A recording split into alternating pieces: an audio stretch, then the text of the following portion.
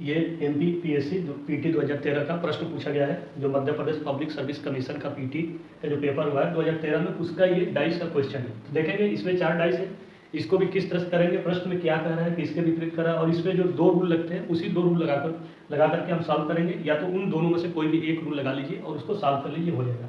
हम दोनों रूल से चेक करेंगे, जो आपको बेटर लगे, जो आपको समझ में आए उसको अप्लाई कर लीजिएगा, या नेक्स्ट एग्जाम में जब भी इस तरह के प्रश्न आ रहे हैं तो उसको इसी तरह से करेंगे तो आपका आंसर आसानी से मिल जाएगा। तो सबसे पहले इसमें प्रश्न पढ़ते हैं, फिर देखते हैं किसके विपरीत पूछ रहा है। फिर इसमें इस तरह के जब 4 डाइस दिया हो या 2 या 3 डाइस दिया हो तो उसके लिए क्या क्या रूल है, कैसे करते हैं वो भी चेक करेंगे, और इसके आंसर तक आसानी से कैसे पहुंच सकते हैं वो भी चेक करेंगे। तो सबसे पहले प्रश्न को पढ़ते हैं। जैसे कि हमारे हमेशा कहने का मतलब ये रहा कि प्रश्न को समझ लीजिए, प्रश्न अगर समझ में आ गया आपका तो 50% वहीं पर आपका क्वेश्चन सॉल्व हो गया, और 50% जो रहा वो कैलकुलेशन में आपका जाता है। जैसे दिया है कि नीचे दिए गए पासा में अंक 3 के विपरीत फलक पर कौन सा अंक होगा। बहुत सिंपल तरीके से पूछा है, इसमें किसी भी तरह का घुमाया नहीं है, बस ये पूछा है कि 3 के विपरीत फलक, 3 के विपरीत फलक पर कौन सा अंक होगा। यानी फलक, यानी जो ये 1 और 2 यानी 6 फलक होते हैं एक डाइस में, आपको पता है, उनमें से पूछ रहा है कि 3 के विपरीत फलक पर कौन सा अंक होगा। तो हम चेक करेंगे किसमें 3 है।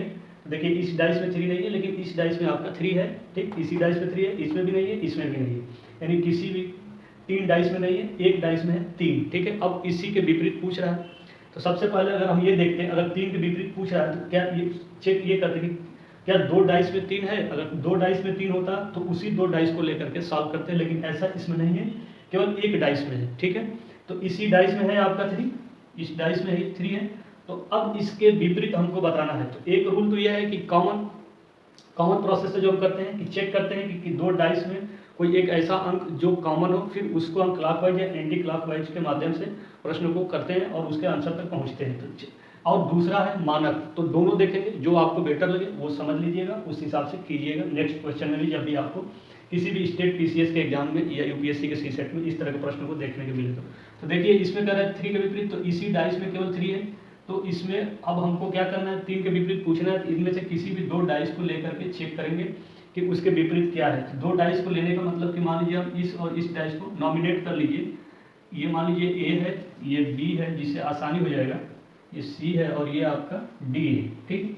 तो मान लीजिए हम पहले क्या कर रहे हैं, ए और बी को ले रहे हैं। बी को तो हम कंपल्सरी लेंगे ही, क्योंकि इसमें वही अंक है जिसके विपरीत पूछा है, ठीक है। तो हम ए और बी को लेके कर रहे हैं। तो देखिए ए और बी में कोई ऐसा अंक जो कॉमन हो, तो इसमें सीधा सीधा ये है कि इसमें भी 5 है, तो इसमें भी 5 है, इसमें 6 है, तो इसमें भी 6 है, ठीक। तो बात ही खत्म हो गई आपकी, आप इसको सॉल्व करने की जरूरत ही नहीं। जब 2 डाइस दिया हो, 2 डाइस को लेकर चेक कर रहे हैं और 2 डाइस में 2 फलक ऐसे कॉमन मिल गए, तो तीसरा फलक अपने आप उसके अपोजिट हो जाता है, ठीक है।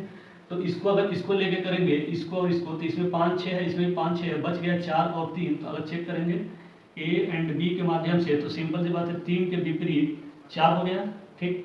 ये आ गया आपका आंसर, आपका एक्चुअल में आ गया, ठीक है। लेकिन आगे भी देखते हैं, अगर मान लीजिए इसमें नहीं आया इस तरह का, तो हम क्या करेंगे, बी और सी लेकर के चेक करते हैं, एक बार देखते हैं। तो बी और सी में कौन सा अंक कॉमन है, तो देखेंगे 5 इन दोनों में कॉमन है, ठीक है। तो 5 कॉमन है और 3 के विपरीत पूछा है, तो 5 कॉमन है, तो सबसे पहले 5 लेंगे। अब इसके क्लॉकवाइज जाइए या एंटी क्लॉकवाइज, उससे कोई डिफरेंस नहीं आता है, लेकिन दोनों में जब जाइएगा तो सेम डायरेक्शन में जाइएगा, ठीक है। तो 5 लिए, तो मान लीजिए हम इस डायरेक्शन में मूव करेंगे ऐसे, तो 5 के बाद 6 आता है और 6 के बाद आपका 3 आता है, ठीक। अब उसके बाद इसमें भी वैसे ही मूव करेंगे जैसे फर्स्ट वाले में किए हैं, ऐसे, ठीक है।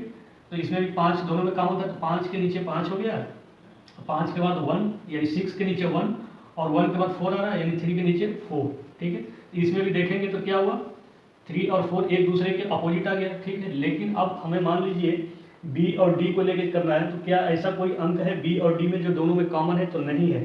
3 इसमें है लेकिन नहीं है, इसमें 6 है लेकिन इसमें नहीं है, इसमें 5 है इसमें नहीं है, तो इसको छोड़ देंगे, ठीक है। अब ये एक रूल रहा जिससे आसानी से हमको ये बात पता चल गया कि इसके विपरीत क्या होगा, ठीक है। अब दूसरी चीज़ ये है कि मान लीजिए कॉमन से नहीं कर रहे हैं, तो आप इसका क्या करेंगे, तो दूसरी चीज़ में करेंगे, आप मानक चेक करेंगे, ठीक है। मानक चेक करने का मतलब ये हुआ, जैसे कि 2 फलक को जब भी जोड़े अगर 7 नहीं आया तो वो मानक पास आया। जैसे चेक कीजिए, अगर 3 के विपरीत पूछ रहा है, ठीक है, तो इसका पहले मानक चेक कीजिए। तो इसमें कोई ऐसा 2 निकटवर्ती फलक नहीं है जिसको जोड़ने से 7 आ जाए। अगर 3 को 6 से जोड़ेंगे तो 9 आएगा, 3 को 5 से जोड़ेंगे तो 8 आएगा, और 5 को 6 से जोड़ेंगे तो 11 आएगा, ठीक है। इसी तरह ये भी मानक है, इसमें किसी दो निकटवर्ती फलक को जोड़ने से 7 नहीं आएगा, तो ये भी मानक हो गया। और ये भी मानक है, ये भी मानक है, यानी चारों के चारों डाइस क्या है, मानक है, क्योंकि इनमें किसी भी दो निकटवर्ती फलक को जोड़ने से 7 नहीं आ रहा है, तो मानक पास आए। और मानक पासा का एक रूल है कि जब किसी भी दो निकटवर्ती फलक को जोड़ने से 7 नहीं आ रहा है, तो जिसके विपरीत पूछ रहा है उस अंक में ऐसा क्या नंबर्स जोड़े, अंक जोड़े कि 7 हमें प्राप्त हो जाए। तो ये भी मानक है, ये भी मानक है, ये भी मानक है, ये भी मानक है, ठीक है। और तो ये मानक है ही है, तो इसमें केवल 3 के विपरीत पूछ रहा है, तो 3 केवल इसी डाइस में है और ये मानक है। तो हमें क्या करना है, 3 के विपरीत बताना है, तो 3 में ऐसी कौन सी नंबर को ऐड कर दें कि 7 आ जाए। तो आप 3 प्लस मान लीजिए x इक्वल टू 7, यानी हमें क्या करना है, इसमें x की जगह पर ऐसी वैल्यू रखनी है जिससे 7 प्राप्त हो जाए। तो सिंपल सी बात है, 3 और 4 जोड़ेंगे तो हमें 7 प्राप्त हो जाएगा, यानी 3 के विपरीत आपका 4 आ गया। तो एक ये भी तरीका है, ठीक है, कि अगर आप या तो कॉमन विधि से कर लीजिए या मानक विधि से कर लीजिए, उससे कोई डिफरेंस आपका नहीं आएगा, ठीक है। कॉमन विधि में यह है कि थोड़ी सी लंबी प्रोसेस है, और मानक विधि में यह है कि अगर सब मानक है तो आसानी है, उसमें आपका क्या है, सीधे उसमें ऐसे अंक जोड़ने हैं जिससे 7 आ जाए। तो 3 में 4 जोड़ेंगे 7 आएगा, यानी 3 और 4 एक दूसरे के अपोजिट है, तो आपका ऑप्शन जो है सी सही होगा, ठीक है। तो जब भी इस तरह का प्रश्न आए तो इन दो चीज़ों को आप हमेशा ध्यान में रखिए, या तो आप कॉमन विधि से कीजिए या मानक विधि से कीजिए, जिससे भी आपको उचित लगे या जिससे लगे आपको कि आसानी से आप कर लेंगे और जल्दी से कर लेंगे, तो वो उस प्रोसेस को आप अपना करके उसके आंसर तक पहुंच सकते हैं, ठीक। तो ये 2013 के पीटी में Madhya Pradesh public service commission में पूछा गया प्रश्न है। तो हो सकता है कि इस तरह के प्रश्न जो है आपको अदर स्टेट में भी देखने को मिले। सेम तो क्वेश्चन नहीं मिलते हैं, कभी भी नंबर्स को चेंज कर सकता है और आपको ये प्रश्न कभी भी किसी भी पेपर में देखने को मिल सकता है। तो चलिए नेक्स्ट टाइम में देखेंगे कि किस तरह के प्रश्न को पूछा गया है और उसको भी सॉल्व करेंगे बिल्कुल ही ईजी प्रोसेस से, जिससे कि आपको समझ में आ जाए। बहुत बहुत धन्यवाद।